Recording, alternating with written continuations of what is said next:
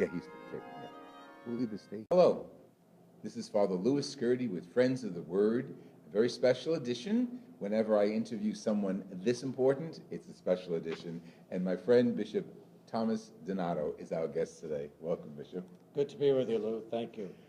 Tommy and I know each. Oh, I guess I'm going to call you Tommy. I always call him Tommy. Sorry, you don't call him Tommy. I call him Tommy.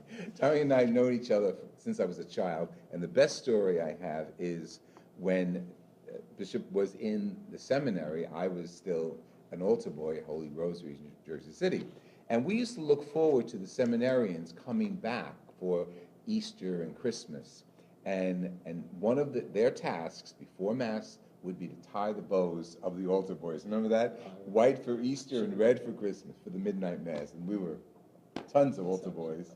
And we came from Holy Rosary at Jersey City.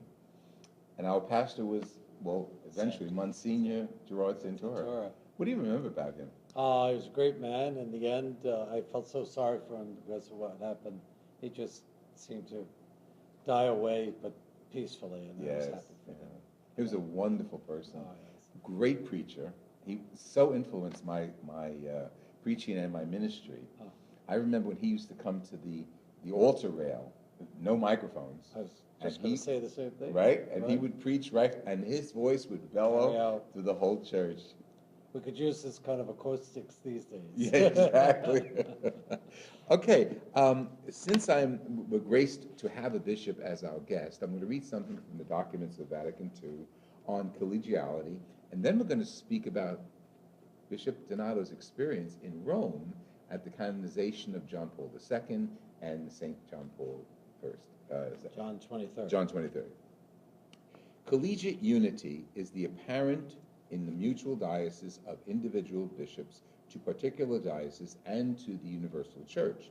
The Roman pontiff, as the successor of Peter, is the perpetual and visible source and foundation of the unity both of the bishops and the whole company of the faithful. Individual bishops are the visible source and foundation of unity in their own particular churches, which are modeled on the universal church. It is in and from these that one and unique Catholic Church exists.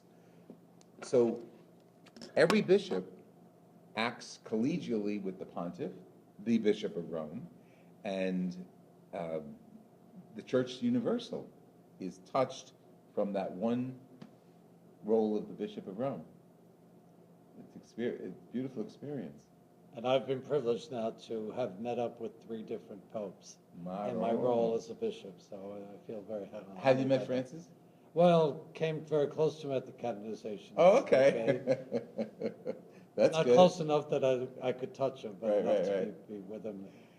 So, okay, you and I both lived through John Paul II and John 23rd.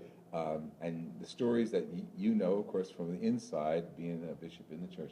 Can you share some of the experience at the canonization?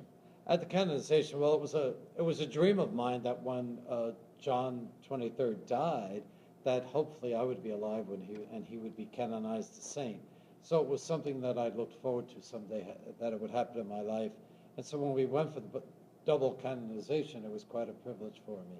And I was seated quite close to the altar at which Pope Francis celebrated the Mass. How many bishops were there, do you think?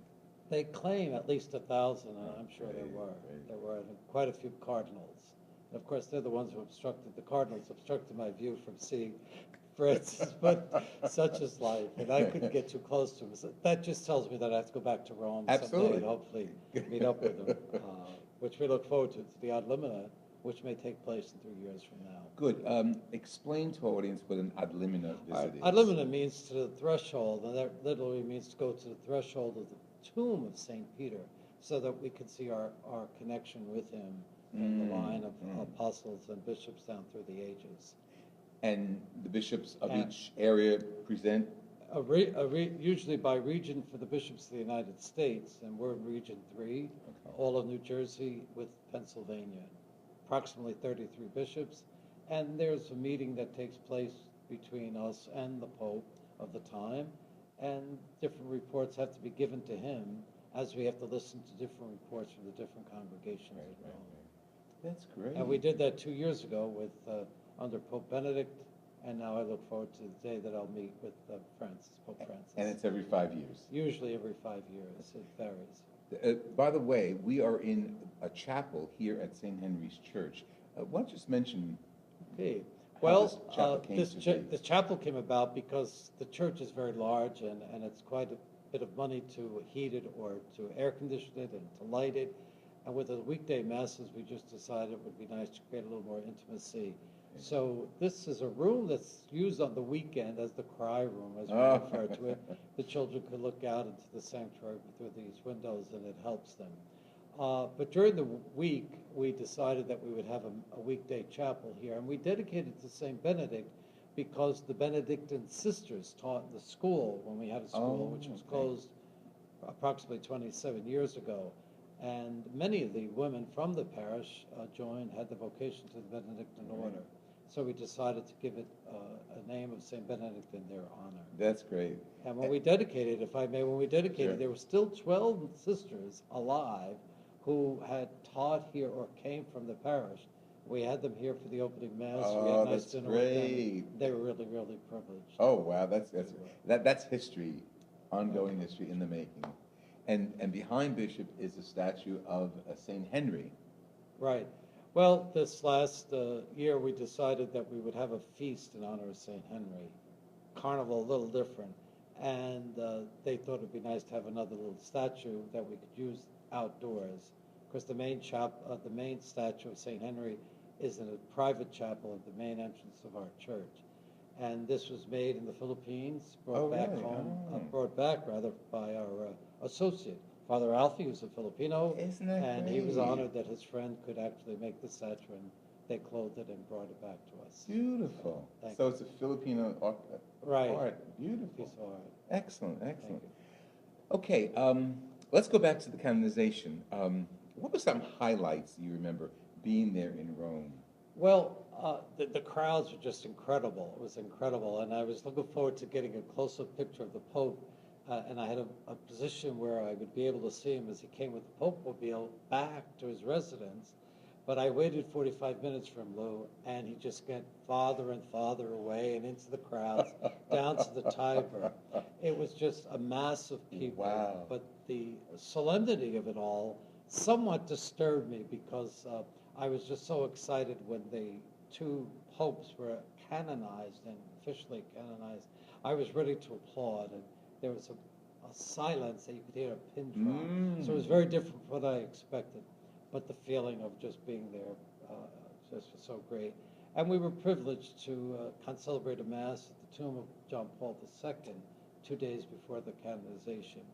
And I, at the last ad limina, had been able to celebrate a mass at the tomb of Pope John the 23rd. Wow. So I look forward now in the future to go back to both those chapels and It all came celebrate. together. Yes. And what's interesting is we use the documents of Vatican II, and Vatican II, of course, was called by John 23rd, St. John 23rd, and at that point, Pope John Paul II was Cardinal Wojtyła, and who attended the council. That's right. That's amazing. I mean, the history that goes on and keeps going in the church. Well, I'm old enough, much older than you, and I was ordained in 1965, just before the close of the Second Vatican Council. So I was very much wrapped up in the happenings of that council and seeing it unfold in parish life through the years.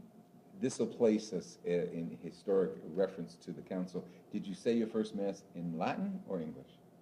Actually, not fully in Latin. I've never celebrated a mass in my almost 50 years as a priest from beginning to end in Latin. Okay. We had already begun to have the permission to have parts of the liturgy in the vernacular. So my first mass had some English in it as well as Latin. Interesting. Yes. And I was there as an altar server, of course. I remember that. It's the one with the halo. At least part of it. And as your role as bishop and pastor here at St. Henry's, how do you divide your time? How do you organize that? Well, it's always difficult, and I try my best to balance between the two. There are times when I'm away from the parish so often that people welcome me back, as other times that I do my best to be with the people here. And we've just established a number of different ministries, which allows me to connect with smaller groups That's as great. well as with the larger community. Thank you, Bishop. I really appreciate your Thank you. for interview, inviting your me. insights, and your Thank you. experiences. Thank you. This has been Father Louis Scurti with Friends of the Word interviewing Bishop Thomas Donato here at his Pastor's Row Parish, St. Henry's in Bayonne, New Jersey.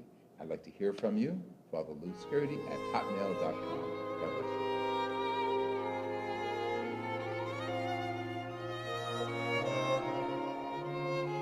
Yeah, he's. We'll leave the stage.